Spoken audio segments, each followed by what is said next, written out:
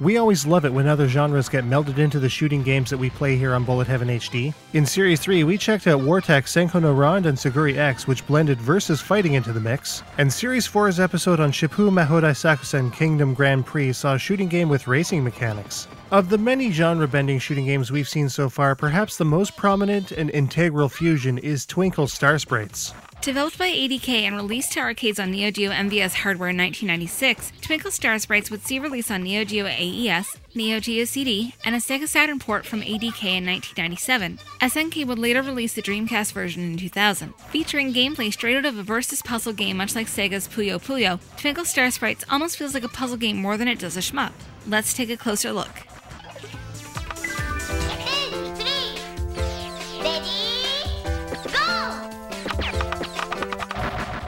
Immediately, it's very clear to see that Twinkle Star Sprites sets itself apart from just about every other shooting game there is, sequels notwithstanding. The game field is split in half down the middle of the screen vertically, making for what is essentially a double tate orientation, played on a Yoko-style monitor. As always, 8-way movement gets you where you want to be with a fairly decent rate of movement. A button is assigned to your main non-rapid shot, and another for your bomber attack, and that's more or less it. Very basic, simple stuff. You can also assign a rapid shot to another button in the option menu settings. The goal in Twinkle Star Sprites is to subdue the opposing character or player in the other field by wasting chains of baddies to launch attacks to the other side. The bigger the chains, the better the attacks, so careful timing and understanding of how each stage's enemy waves behave is critical to a speedy victory. In a lot of ways, Twinkle Star Sprites is more of a puzzle game than a shooter, since working out how to get the best combos is at the heart of the gameplay. All that needs to be done to start a chain is to take out a baddie and for the resulting explosion that they produce to cause others around it to go as well. Enemies will take more or less hits depending on their size, and their color will change according to how low their HP is. These enemy patterns can move pretty quickly though, and it can be easy to be backed into a corner and end up taking damage. When taking out these chains, fiery attacks will fly over to the other field in various manners. These attacks can be countered by shooting them, which sends them over in a slightly different form. If these are countered, a special attack will occur which are different depending on the character chosen. Careful timing and huge chains can also create boss attacks, which cause all kind of chaos on the other side. There are various levels of charged attacks as well. Charging to level 1 will result in a powerful shot which destroys enemies easily but results in no cross-field attacks. These charged shots also counter enemy shots particularly well, but timing can be tricky with faster enemy attacks. Level 2 will fire character-specific special attacks, and the 3rd level will unleash your character's ultimate boss attack.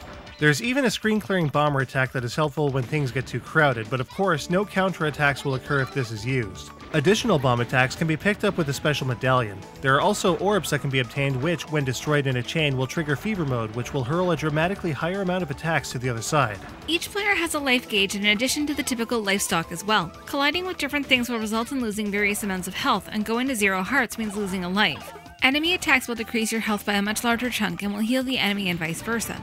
Colliding with the baddies will also reduce your life, but to a lesser extent. However, your speed and shot power will be reduced as well. Take too long on the round though, and death will come a-knockin'. If you're touched by him, you're dead no matter your health. He can be dealt with though. Despite this, continuous collision with enemies will never bring you past 1/2 of a heart. Your opponent must finish you off. There are times, especially if you're doing especially well, that the difficulty spikes up dramatically to the point that it feels as if the computer has a serious case of cheating syndrome. Well, that is until you're on your final life, at which point it's smooth sailing again. As such, there's obviously a pretty sharp rank system involved with your success and failure. Other than this, options exist to reduce or increase your opponent's difficulty. Great for novices that want to see the end on a credit or two, or for diehard fans that want to utterly humiliate Twinkle Star Sprites with superhuman intensity. The game can also be put into several different modes. This is more or less the Neo Geo version of the game at its core, but all of the slowdown from the original can be ironed out in Dreamcast mode, making the entire game run without a hitch. There's even a 10 MHz 68K mode, but it runs pretty terribly. It all plays pretty well in the end, with different game modes making up the whole package. A story mode is present following the exploits of Ran on her journey against a whimsical entourage of witches, fairies, and more. Character mode allows for a stage set to be played using any of the characters you choose, each with their own speed and attack power, and versus play is a super fun variant versus a human opponent, which is arguably the best part about this game. This versus mode is perfect for tournament-style competition, and with a pair of skilled players, some matches can get really intense. But what about for high score chasers? Well, Twinkle Star Sprites is also a pretty good game to play for score as well.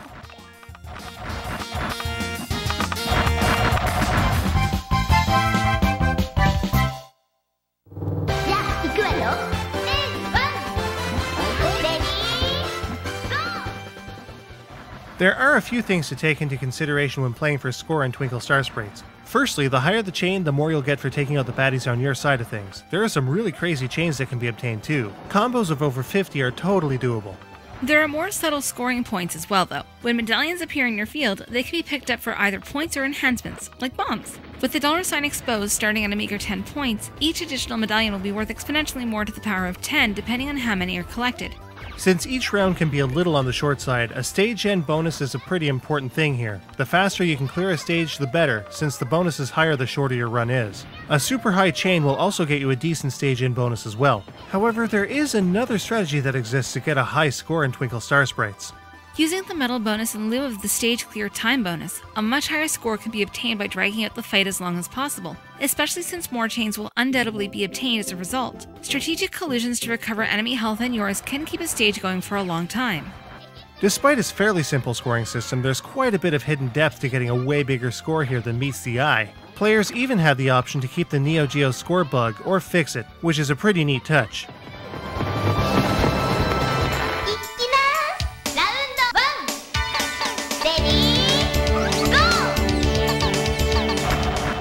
Now, many believe that this particular version of Twinkle Star Sprites is far from the best. The general consensus is that the Sega Saturn version is in fact the best one. But while it does lack the animated opening, extra mode, and exclusive character, as well as the extras disc that came with the Saturn version as well, the game itself is actually far more playable on the Dreamcast thanks to being able to get rid of the slowdown.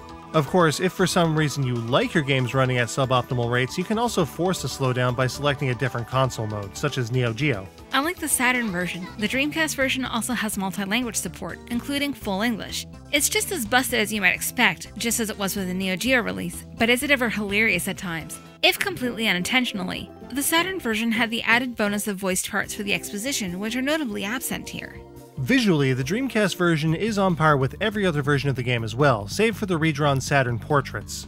All of the sprites here are intact with a bright, vibrant color palette, so everything is pretty easy on the eyes. Great character design and decent animation on everything makes Twinkle Star Sprites more than passable. The sound in the Dreamcast version is also superior to the Saturn version in-game. The voice samples and sound effects are much clearer than in the past versions, making things sound quite a bit better. There are also multiple music options, including the original Neo Geo audio, a high bitrate version of the same audio samples, and the CD-arranged soundtrack from the Neo Geo CD release.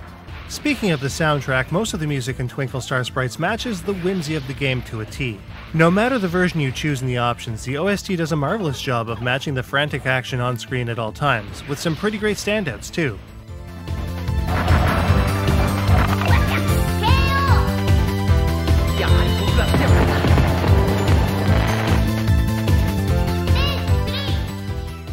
While it might be missing a wide array of features, we'll argue that the better, smoother gameplay and enhanced sound from the Dreamcast version, paired with the English language setting and multitude of options to tweak, not only makes the Dreamcast version better, even if only technically, but much more approachable to importers. So yeah, Twinkle Star Sprites sure is a fun game, but how does it stack up? Let's take a look.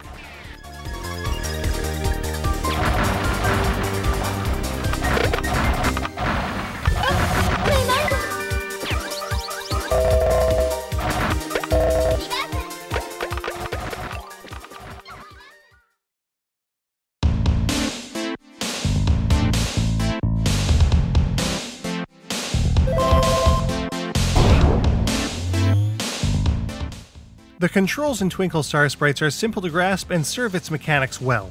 Extra control settings for rapid fire are a welcome addition. Things start to go the wrong way in the challenge department thanks to some shady CPU AI when the ball really starts to get going. Wonky rank mechanics aside, a 1cc is completely possible on default settings. The basic 7-stage story mode and character select mode add up to a decent amount of playtime. 2-player versus can be played forever, especially in a tourney environment. Twinkle Star Sprites has great sprite work and good character design overall. The backgrounds are also pretty snazzy. The whimsical OST works really well here too. The sound effects and voice samples are also miles better than the other versions. This is easily the best puzzle-infused versus shooting game there is. Twinkle Star Sprites influence is even used in new games such as Triangle Service's Combat Zeal. The gameplay hooks are more or less unique to Twinkle Star Sprites though, and it's a completely refreshing change of pace from your typical shooting game. If you're gonna choose any single version of Twinkle Star Sprites, the Saturn version certainly has its place, especially for die-hard fans. But we're more inclined to recommend the Dreamcast version instead, thanks to its much better performance, heightened audio clarity, and English language support versus its more flamboyant Saturn cousin. Twinkle Star Sprites gets a 4.25 out of 5. The Dreamcast version of Twinkle Star Sprites also just happens to be the most affordable as well. Copies can be obtained for as little as $50 to $60, even with the spine card. With a price that fits many more people's budgets, more people should be checking out Twinkle Star Sprites.